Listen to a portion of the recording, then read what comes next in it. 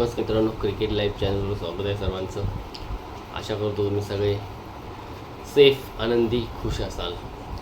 आणि आजच्या व्हिडिओला सुरुवात करूया. आज मॅच होती RR Rajasthan versus Kings 11 Punjab, unbeaten team, जी आज हरली मॅच. फर्स्ट मॅच या IPL सीझन 2024मध्ये हरली. तर आज 224चं टार्गेट दिलेलं त्या लोकांनी RRला, आणि RRने ते 20व्या ओव्हरला 20th ओव्हरला कंप्लीट केलं 4 बॉल शिल्लक असताना.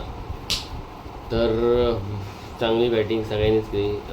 फक्त ध्रुव जुरेल सोडला तर वैभव सूर्यवंशी बच्चा 16 बॉलात 43 रन्स, 5 6 1 4. यशस्वी जयस्वाल 27 बॉल 51 रन्स. ध्रुव जुरेल वाटतं 19 बॉल 18 समथिंगमध्ये असे, 18 बॉल 19 असं होते.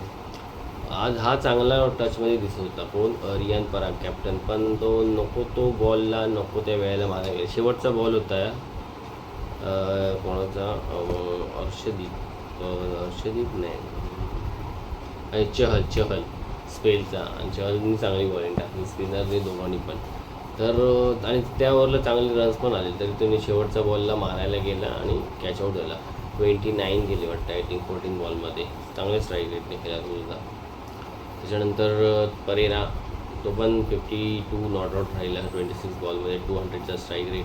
इम्पॅक्ट प्लेअर जो होता शुभम दुबे, सेम लेफ्ट हँडी आहे, पण खतरनाक शॉट मला 164 वगैरे चांगले. हर्षदीपला तर ह्यांनी आड्यातच घेतला. ह्यांनी पण 12 बॉलमध्ये 30 रन्स केले. तर एवढ्याच 200च्या स्ट्राईक रेटने 2-3 प्लेअरने खेळलं म्हटल्यावर मग काय होणार? Tata bye bye finish. Arshdeep खराब, म्हणजे त्याच्या करिअरमधली मी खराब बॉलिंग बघितली. इवन इंडियासाठी खेळताना IPLमध्ये 68 रन दिले त्या भाईने, आणि एवढे खराब बॉल टाकले. लेग साईडला प्लेअर नाही आहे, तिकडे पायावर बॉल टाकतो. एवढा सिनियर बॉलर, एवढा इंडियाचा हायेस्ट विकेट टेकर, एवढा आता एक्सपिरियन्स, आणि अशी बॉलिंग चांगली नाही वाटत त्याला. खूप खराब बॉलिंग टाकली. आज फास्टर बॉलरसाठी ॲक्च्युली काय नव्हतं, स्पिनरच होते चांगले. कारण आज फर्ग्युसनला खेळलं होतं, त्याला पण चांगले रन गेले. त्याने पण काहीतरी 50+ रन दिले. आपण मार्को यान्सन पण जवळजवळ 47 वगैरे काहीतरी रन दिले.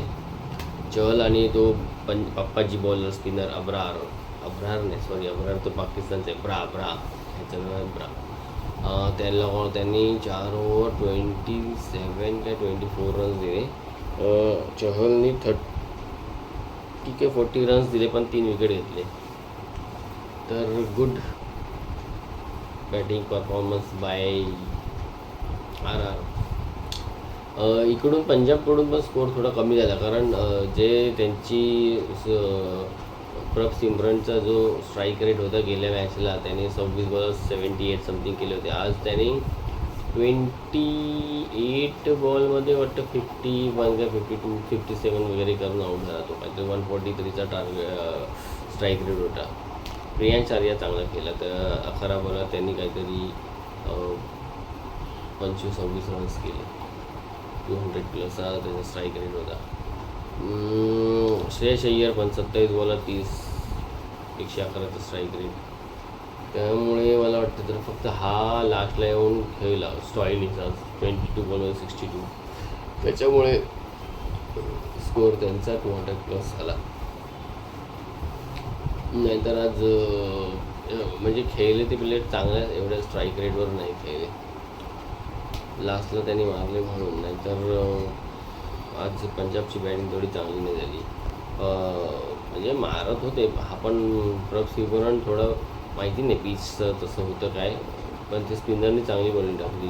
जडेजाने 27 रन दिले, 4 मध्ये विकेट नाही मिळाला. दुसरा तो नवीन स्पिनर होता, त्यांनी 41 रन 2 विकेट घेतले, यश.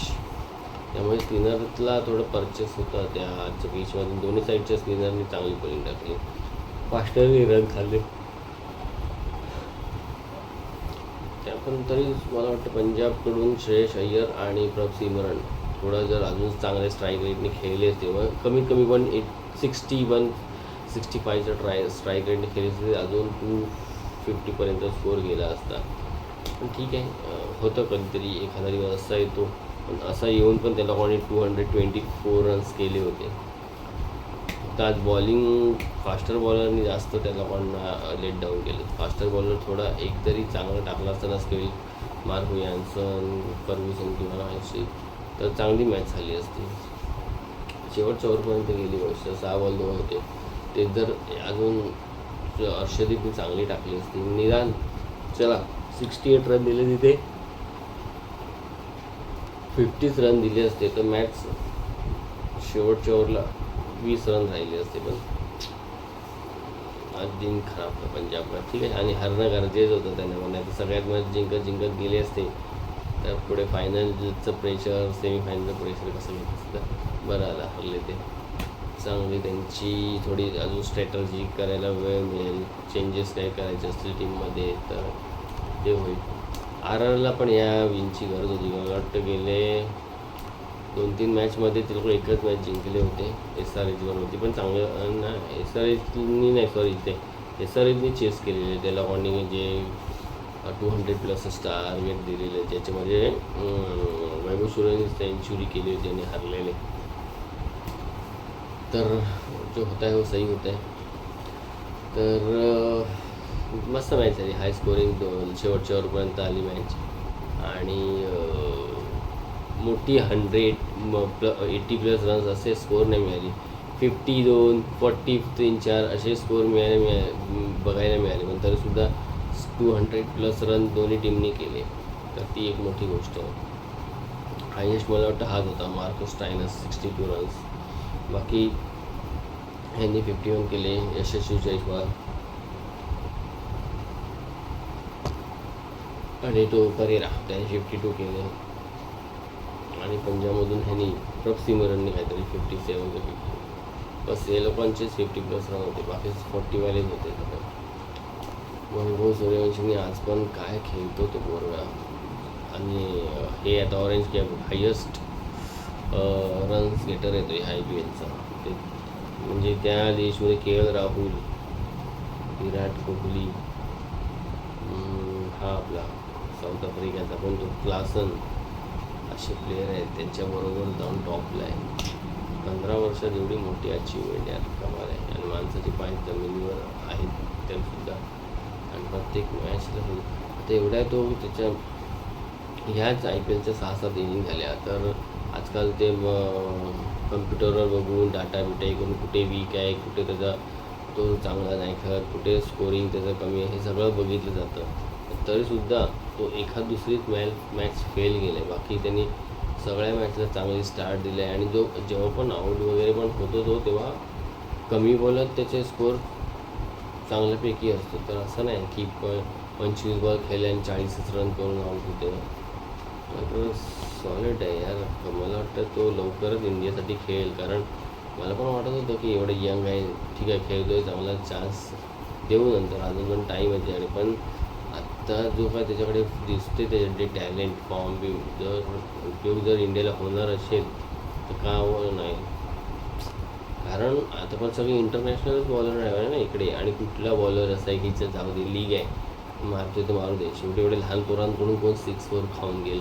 ते लोक तर आपल्या पोटेन्शियलवरच बॉलिंग टाकत असणार ना. त्याला एखाद दुसरा लूज बॉल देतील, पण नंतर जाग बघून घालणार रे पोरगा मारते, काय इज्जत राहणार, आऊटच करायला पाहिजे. पण अजून तरी त्याच्यावर काय एवढा तोडगा निघालेला दिसत नाही. फक्त त्या दिवशीचं जे एक त्याला ह्याने आऊट केलं ना, एक मेडनवर टाकून विकेट त्याचा गेला, कोणाबरोबर होते ते, मला वाटतं SRH बरोबर नाही, SRH वर सेंचुरी मारली.